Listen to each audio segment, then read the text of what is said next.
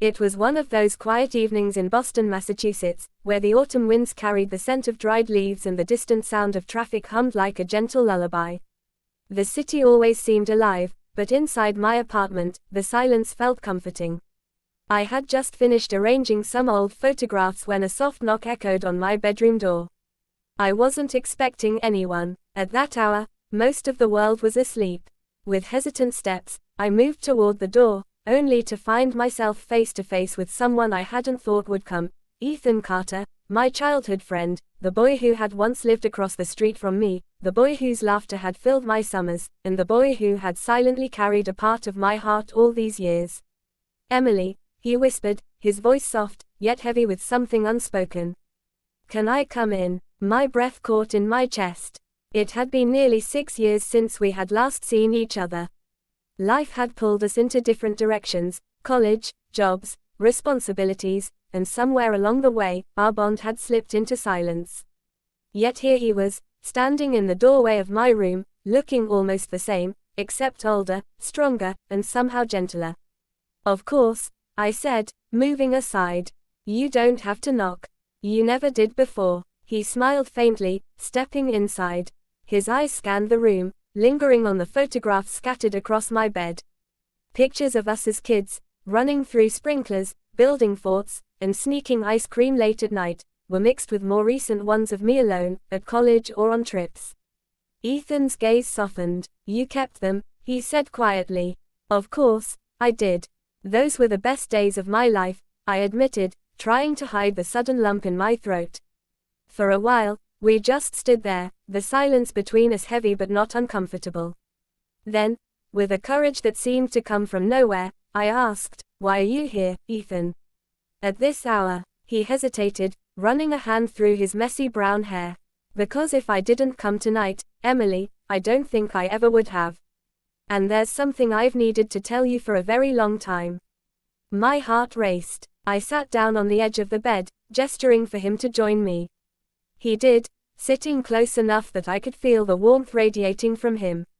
For a moment, we were just kids again, sitting side by side, whispering secrets under the covers during summer sleepovers. "Emily," he began, his voice trembling slightly, "do you remember that night before I left for college? We stayed up talking about our dreams. You said you wanted to travel the world, and I told you I wanted to build something meaningful. What I never told you was that every dream I've ever had included you. Always you." The words struck me like lightning.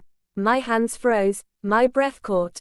"Ethan." He reached for my hand, holding it gently. "I should have said this years ago.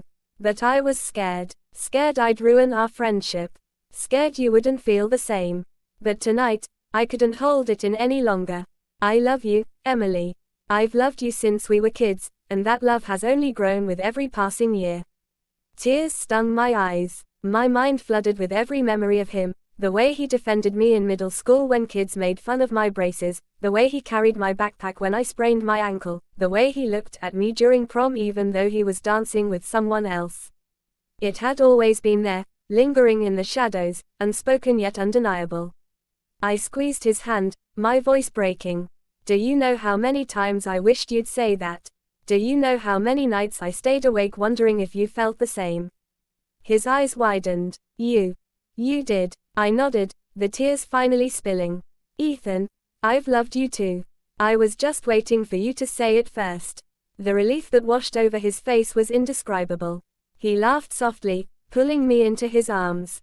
For the first time in years, everything felt right. The world outside ceased to matter. The city lights, the ticking clock, the years we had lost, none of it mattered.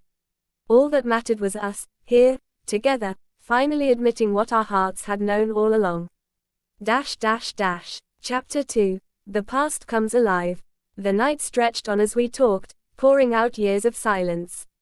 He told me about his struggles in New York, working long hours as an architect, chasing deadlines while feeling something missing. I told him about my journalism job in Boston, the loneliness of living in a city that never quite felt like home. Every word drew us closer, every memory reignited the bond we thought had faded. "Do you remember when we built the treehouse behind your house?" Ethan asked, smiling. I laughed. How could I forget? You nearly broke your arm falling off the ladder. And you climbed up every day after school just to read your books in there, he added. That was the first time I realized how much I admired you. You were fearless, Emily. You still are. The way he said my name, with such warmth, sent shivers down my spine.